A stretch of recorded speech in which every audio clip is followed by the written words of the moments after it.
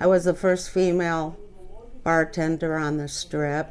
In 1978, I went to work at the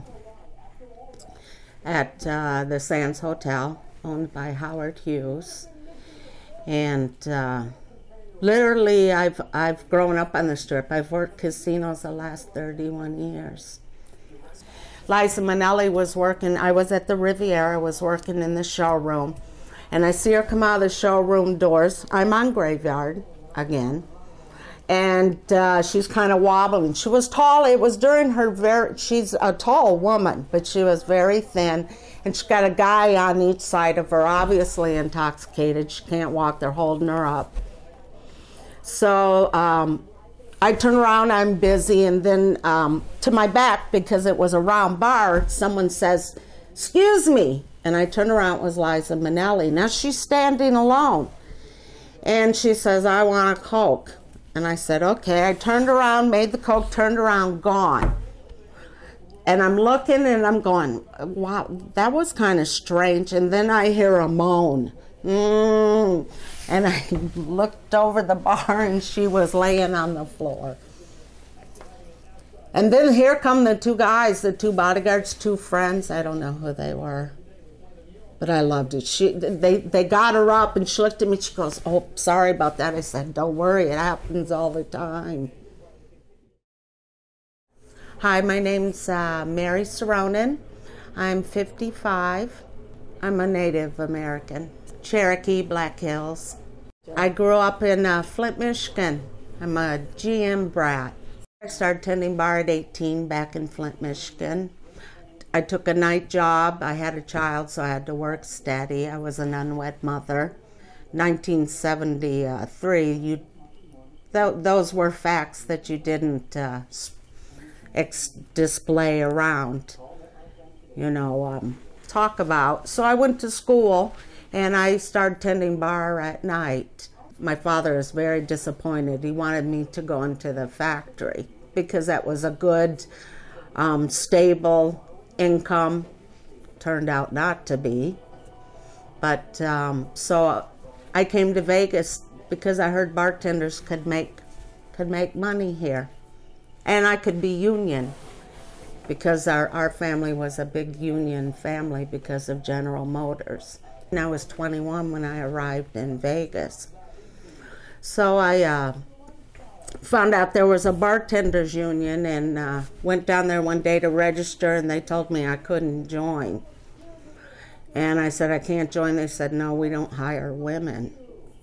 So I was like, "Okay, can I have one of your union contract books?" And I took that home and I read it and I found some loopholes, and I went back and I said, "I want to be an apprentice then. Send me out as an apprentice." So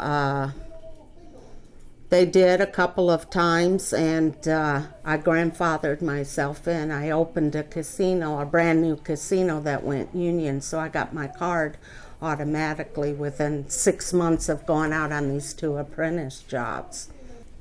When I started on the Strip in the 70s, the casinos were very small and privately owned, family owned, so they were very family oriented, even with us, including the service employees, because the owners understood that we made their money, that the people came back. Repeat business to a hotel or service industry is the mantra. That's what you want. We had good benefits, and it was a good job with no formal training. So that drew, because the jobs were there that you didn't have to be qualified for. It brought all the people into the industry. It's the best income because you have cash on you daily. If you need milk through the week, milk or gas or pick up fast food, you've always got cash in your pocket. With a paycheck, that has to be prorated out of that amount. I have never in 37 years had to do that. If you saved your tips, and we made good wages because it was a union job, then you make a very good living in Las Vegas. There were only about 225,000 people when I came here. We're in excess of, what, 2.2 million now? And that goes to my story. I was fired for what I believe was a human mistake, was human nature. I made a mistake. And at 55, they literally almost threw me out the door. When I lost my job, I lost my health insurance. When the state denied my unemployment, I couldn't afford to buy the 12 months, 16 months now of insurance. The house across the street last year just sold for less than what I paid for this house in 1989. Yes, I own this house, but the bank owns it, but it's in my name. I'm still making mortgage payments on it. I have 2 roommates that help me out. I had a storage unit, an inventory that I'd collected over 20 years, and I'm liquidating that. Collectibles, mostly. It's a day-to-day business, nothing's guaranteed. Some weeks are flush, some aren't. I don't know from day to day what the income is going to be. Through my union, I'm applying online. It's not going well. And the reason why is I believe it was March. In March, I went to a casino hiring for 3 positions for seasonal bartenders, pool bartenders. And there were 3 positions available. I went, there were at least 300 applicants there, bodies there for the 3 openings.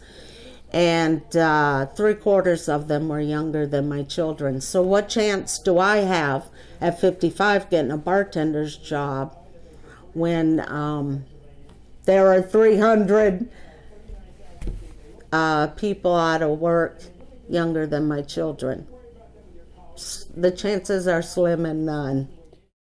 I don't know the stats on the applications I put on through the internet, how many applications there are, but there's got to be. Because of my age and experience, I've been on the strip so long that, that tends to be an intimidation to them, because the bigger bosses in the casino, the directors of beverage, are younger than my children. I've been on the Las Vegas Strip longer than they've been alive. So I was a shop steward for the union too. I don't think that helped me. I think it hurt me. Relocating, sure. But insurance I'm a cancer survivor. Thank God for the insurance now. Cannot deny me coverage because of a pre-existing condition. That life has been tough for me. I believe this is just another test, because to think that you will be out of a $75,000 a year job, and then from that to zero, and no foresight that you're going to pick up. I mean, I know if corporations won't hire me because of my age, then my going back and doing what I did, tending bar, I'm not going to make this kind of money anywhere in the country, just in the Las Vegas Strip casinos. So I know my income's going to be depleted, so I'll have to survive on less, because I'm now too old to do what I've done my whole life. It is absolutely one day to the next. I don't have a long-term plan. I don't have a. I'm just letting it be, letting the cards fall where they fall. That's how I'm surviving. Faith.